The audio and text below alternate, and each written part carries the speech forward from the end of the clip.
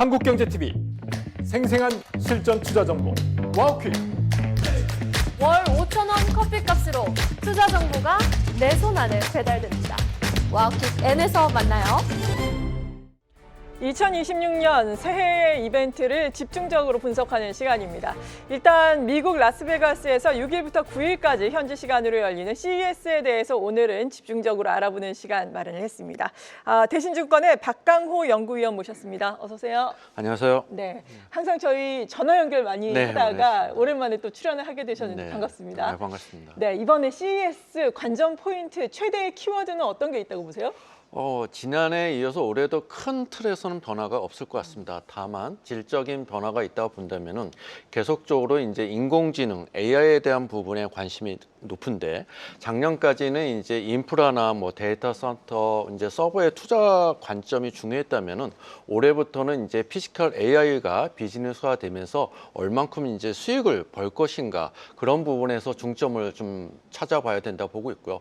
두 번째는 이제 그 피지컬 AI가 결국에는 이제 휴머노이드, 로보티스까지 연결이 되면서 작년에 어떻게 보면 시장의 초기라고 본다면은 올해는 이제 매출로 연결되는 이 로봇 산업이 많이 보여줄 거로 보고 있습니다. 또 세 번째로는 이제 영원한 어떤 테마일 수도 있지만은 AI를 이용한 헬스케어, 바이오 산업도 주목해야 되지 않을까 보고 있어서 올해는 이제 인공지능, 피지컬 AI, 그다음에 로보티스, 디지털 헬스케어 쪽에 좀 관심을 계속 가져야 된다 보고 있습니다. 네. 그리고 지난해에도 젠슨헝 엔비디아 CEO가 기조연설을 하면서 뭐 관련돼서 종목들이 급등을 하기도 했었는데 네. 이번에도 또 연설을 통해서 어떤 이야기가 나올 것으로 보이고 또 관전 포인트는 어떤 게 있다고 보십니까? 기본적으로는 두 가지로 보고 있습니다. 첫 네. 번째는 이제 피지컬 AI가 아까 말씀드린 것처럼 이제 비즈니스화가 되는 과정에서 엔비디아가 강점을 두고 있는 GPU, 그다음에 차세대 HBM의 로드맵을 보여줄 것으로 보고 있고요.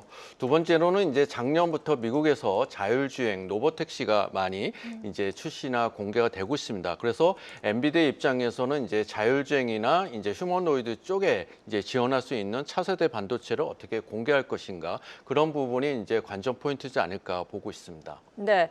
그리고 우리나라의 많은 기업들이 혁신상을 또 CES에서 휩쓸었다라고 해서 더욱더 기대감을 키우고 있는데 일단은 삼성전자와 SK 하이닉스부터 살펴보도록 하겠습니다. 각각 부스를 만들고 삼성전자 고객 대상 프라이빗 부스를 만든다. SK 하이닉스도 고객용 전시관을 열고 차세대 또 AI 메모리 솔루션 공개한다라고 이야기를 하고 있던데 네. 어떤 기대감 가지고 계세요? 기본적으로 본다면은 이제 삼성전자 같은 경우에는 이제 작년이나 재작년 기간을 본다면은 차세대 반도체인 HBM에서 경쟁력이 떨어진 부분 때문에 시장에서 약간 소외를 받았지만은 올해는 좀 다른 부분이라고 보고 있습니다. 네. 일단은 HBM 부분에서 또 이제 경쟁력을 다시 확보한 측면이 있지만은 삼성전자의 강점은 결국에는 이제 파운드리 부분과 그다음에 비메모리 쪽에서도 계속 경쟁력을 높여가고 있다는 부분입니다. 그래서 이번 CES에서는 이런 파운드리, 비메모리, 그다음에 메모리 쪽에서의 통합 솔루션 관련된 반도체 로드맵이나 그런 제품 구성을 보여줄 걸 보고 있습니다. 그런 부분이 장기적으로 이제 반도체 사이클에 호황으로 들어갔을 때 삼성전자가 어느 정도 주도적인 역할을 하지 않을까 그런 부분이 포인트가 될 걸로 보고 있고요. 하이닉스 같은 경우는 여전히 이제 HBM에서 차세대 로드맵 쪽에서는 이제 비교우위 경쟁력을 갖고 있기 때문에 결국에는 AI 시대에서 하이닉스가 갖고 있는 HBM의 경쟁력을 계속 보여주는 부분이 아닐까 판단하고 있습니다. 네, 삼성전자의 잠정 실적 발표할 때마다 저희 전화 연결 통해서 네. 도와주고 계신데 이번 주 목요일에 또 삼성전자 잠정 실적을 발표를 하게 됩니다. 네. SK 하이닉스, 삼성전자 모두 4분기 실적에 대한 기대감이 상당히 큰 상황인데 주가에 추가적인 상승 모멘텀이 될 수 있을지 어떻게 전망하고 계십니까? 실적 발표는 이제 잠정적으로 보면 삼성전자가 이번 주 목요일이고 이제 네. 월 말에 이제 확정 실적을 발표하는데요. 다 아시겠지만 최근에 컨센서스가 많이 올라가고 있습니다. 네. 삼성전자 같은 경우에도 일부 20조 원 정도를 보고 있고 하이닉스 같은 경우에도 이제 18조, 19조까지 컨센서스가 일부 올라가는 걸 본다면은 최근에 주가가 이런 부분은 선반영하고 있다고 보고 있습니다. 분명히 이제 잠정 실적이 나올 걸 보면은 결국에는 아시겠지만은 이제 범용 메모리 가격이 지난 4분기에도 많이 상승했고 또한 지난 4분기 때는 $1 상승 효과까지 포함이 되면서 아마 메모리 업체들의 수익성이 저희가 예상했던 것보다 많이 높아질 거로 보고 있습니다. 중요한 거는 문제는 1분기 때에도 이 메모리 가격 상승이 어느 정도 예상이 되고 있고 최근에 원달러 환율이 다소 하락을 했지만은 높은 수준의 유지가 되고 있다고 본다면은 올해 1분기와 올해 연간 실적이 계속적으로 상향이 될 수 있다고 보고 있습니다. 그렇게 본다면은 결국엔 지수로 상승이나 IT를 끌고 가는 거는 메모리 가격 상승과 HBM에 대한 경쟁력을 본다면은 이 실적 발표 위에도 삼성전자나 하이닉스의 주가가 계속 이어질 수 있는 하나의 배경으로 작용할 거로 보고 있습니다. 네, 반도체를 중심으로 한 상승세는 계속해서 이어질 수 있을 것이다라고 말씀해 주셨습니다.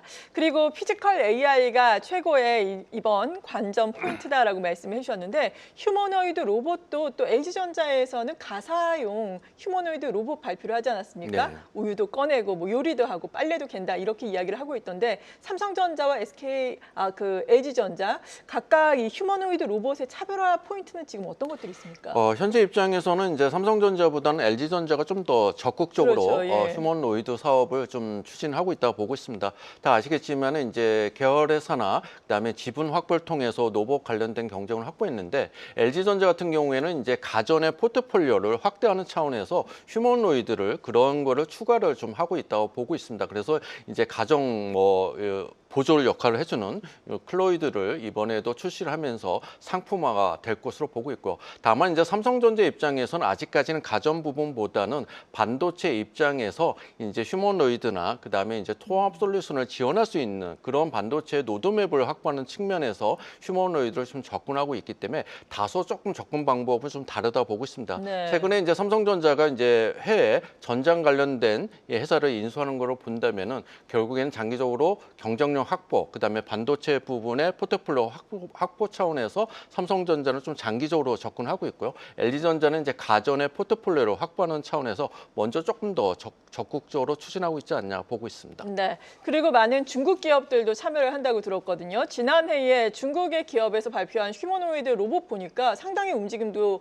자연스럽고 좋더라고요. 중국 기업들의 기술력이 상당히 향상되고 있는 것으로 보여지는데 이에 따라서 국내 업체에 미치는 영향은 어떻게 볼 수 있을까요? 기본적으로 본다면 이제 휴머노이드도 하나의 제조업으로 판단을 해야 되기 때문에 제조업에 들어가는 이제 부품의 경쟁력은 한국의 다소 일부에서는 앞서가고 있지만은 전체적인 생산 시스템 입장에서 보면은 중국의 경쟁력이 많이 올라갔다고 보고 있습니다. 그래서 지금은 이제 로봇과 로보티스 산업이 성장했을 때는 중국의 경쟁력도 상당히 높다고 보고 있는데 다만 이제 국내 같은 경우에는 상대적으로 미국과 중국의 어떤 무역 마찰 입장에서 반사익은 있다 보고 있고요. 두 번째는 이제 반도체나 휴대폰 부품 쪽에서 액추에이터 부분이 경쟁력을 갖고 있기 때문에 시장에 초기에 있을 때는 다소 중국보다는 한국 중소 부품 업체들이 조금 더 시장 확대할 때 반사이익이 있을 것으로 보는데 이것이 이제 좀 개화가 되고 시장이 확대됐을 때는 가격 경쟁력 측면에서는 다시 하드웨어처럼 우리가 밀릴 수 있는 부분이 있어서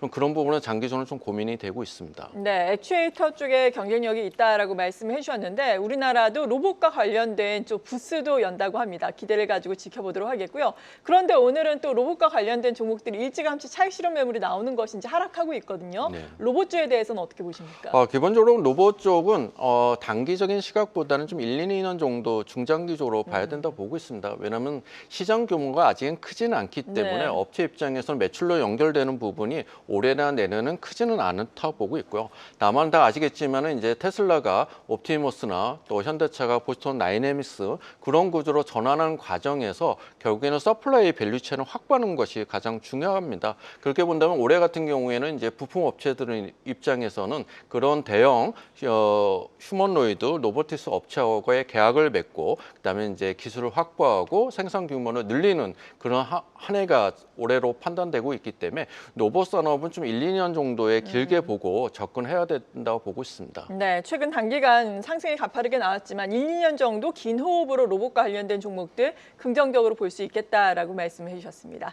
CES에서 혁신상을 우리 기업들이 많이 또 받았다라고 앞서서 도움 말씀을 드렸는데 최고 혁신상 같은 경우에는 앞서 말씀드린 것처럼 현대차도 받았고 30개 기업이 받았는데 30개 중에서 15개 기업이 우리나라가 받았다라고 이야기를 하고 네. 있더라고요. 그중에 중소기업들이 많이 있었는데 이 중소기업과 관련해서 어떤 투자 전략을 가져가는 게 좋을까요? 분명히 혁신상을 받았다는 거는 이제 기술적인 경쟁력을 이제 인증을 받은 것도 있고요. 두 번째는 이제 상용화 단계가 있기 때문에 제품이 출시가 돼서 매출로 연결됐다는 의미가 있습니다. 혁신상의 의미는 그런 부분을 본다면인데 아직까지는 이제 AI나 휴머노이드 쪽에서 아까 말한 것처럼 매출로 연결되는 부분은 아직은 크지는 않습니다. 네. 그래서 그런 부분을 좀 혁신상을 보고 주시장에서 투자를 한다는 거는 조금은 단기적인 시각이라고 보고 있고요. 네. 그런 걸 봤을 때 이제 이 혁신상 이후에 진짜 대형 고객과 아니면 이제 매출로 연결될 수 있는 그런 수주의 어떤 과정이 조금 더 팔로우를 하시는 것이 좀 중소형 투자 종목 하실 때 좀 유리하지 않을까 판단하고 있습니다. 네, 앞서서 로봇주 같은 경우에는 1, 2년 동안 중장기적인 호흡으로 지켜보자라고 말씀해 주셨고, 그리고 반도체 같은 경우에는 여전히 삼성전자 또 잠정 실적 앞두고 있으니까 긍정적으로 보인다라고 언급을 해주셨는데 소문에 사서 뉴스에 파는 현상은 그러니까 그다지 우려는 하지 않아도 된다. 이번 CES와 관련해서는 이렇게 생각해도 좋을까요? 예, 기본적으로 인공지능과 메모리 쪽의 산업이 너무 좋기 때문에 그런 연장선을 본다면은 이미 주가는 그거를 선방향을 하고 있습니다. 다만 이제 이거를 단기적으로 1분기, 2분기에 이제 제로 노출이 되기 때문에 뭐 차익 실현하는 부분도 일부 동의는 할 수 있지만은 네. 여전히 이제 업체들의 수익성이 특히 반도체 업체들의 1분기나 연간 실적이 계속 올라가고 있는 과정을 본다면은 조금 더 그런 종목을 보유하는 전략은 좀 필요하다고 보고 있습니다. 네, 그렇다면은 관련된 종목들 반도체라든지 뭐 휴머노이드 로봇, AI 그리고 자율주행까지 상반기에 투자 전략을 세워주신다면 마지막으로 어떻겠습니까? 기본적으로 본다면은 이제 1분기 입장에서는 이제 메모리 업체, 반도체가 더 유리하다고 보고 있습니다. 여전히 아까 본 것처럼 실적 상향이 계속 이루어지고 있고 그 배경으로 보면은 메모리 가격 상승, 여전히 AI 인프레 투자에 대한 확신이 있는 상태로 본다면은 밸류에이션 메리트가 있기 때문에 좀 1분기 때는 메모리 업체 위주로 투자를 하는 게 필요하다고 보고 있고요. 다만 이제 이런 것들이 이제 2분기, 3분기 때는 이제 설비 투자, 그다음에 출하량 증가로 본다면은 중소형 업체들의 반도체 소부장 쪽이 이제 실적 개선이 기대되고 있습니다. 그래서 좀 2분기까지는 이제 소부장 종목을 계속 봐야 된다고 보고 있고요. 연말이나 이제 연간으로 1, 2년 투자를 본다면은 당연히 자율주행, 그다음에 휴머노이드 관련된 기업을 좀 길게 접근하시는 게 좋지 않을까 보고 있습니다. 네, 그리고 코스피 같은 경우에는 연말부터 그리고 새해까지 이렇게 또 최고치 경신 행진을 이어가다 보니까 대형주 중심의 장세가 이어지고 있잖아요. 개인 투자자 여러분들은 약간은 또 실망을 하실 수도 있겠습니다. 중소형주 중심으로 보시는 분들은 코스닥 시장, 코스닥 활성화에 대한 기대감으로 인해서 1월 효과 나타날 것이다. 이렇게 기대하시는 분들도 있으셨을 것 같은데 코스닥 시장은 어떻게 보십니까? 기본적으로 본다면은 이제 올해 상반기까지는 이제 코스피가 1분기는 조금 더 앞서갈 거로 보고 있고요. 좀 2분기 정도 되면은 좀 코스닥 쪽으로 좀 오지 않을까 보는데 네. 개인적으로 생각해 보면은 이제 워낙 아까 말씀드린 것처럼 메모리 가격 상승, 그다음에 반도체 업체들의 실적 상향이 지금 마이크론, 삼성전자, 하이닉스가 위주로 이루어지다 보니까 지금 1월, 2월은 좀 대형주 중심으로 좀 될 거로 보고 있습니다. 네. 그것이 어느 정도 시세를 낸다면은 결국에는 소부장 쪽으로 연간 실적 개선이나 밸류에이션 매력도로 본다면은 기대 승률이 올라갈 수 있기 때문에 조금 1분기에서 2분기 사이는 코스닥 중소형주 쪽이 특히 소부장 종목이 주목을 받지 않을까 보고 있습니다. 네, 그렇군요. 대형주 중심의 장세가 당분간 이어지다가 결국에는 중소형주, 소부장 쪽으로까지 온기가 확산될 수 있을 것이다라고 긍정적인 전망해 주셨습니다. 오늘은 올해 또 1월에 최대 이벤트가 되어 있는 CES에 대해서 긴급 진단, 심층 진단을 해봤습니다. 대신증권의 박강호 연구위원이었습니다. 감사합니다. 감사합니다. 계속해서 다양한 경제 이슈를 알고 싶다면 구독과 좋아요, 알림 설정 부탁드립니다. AI 캐스터 권미정이었습니다.